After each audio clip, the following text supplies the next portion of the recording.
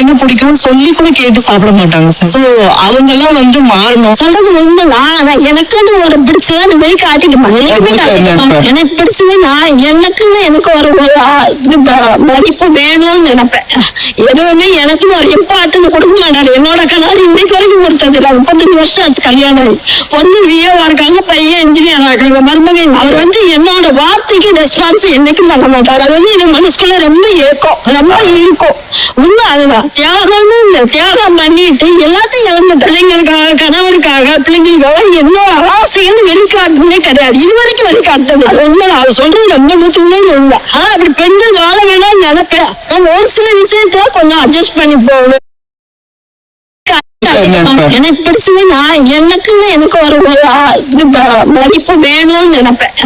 எதுவுமே எனக்குன்னு ஒரு இம்பார்ட்டன் கொடுக்க மாட்டாரு. என்னோட கணவர் இன்னைக்கு வரைக்கும் கொடுத்தது இல்லை. 35 வருஷம் ஆச்சு கல்யாணம் ஆகி.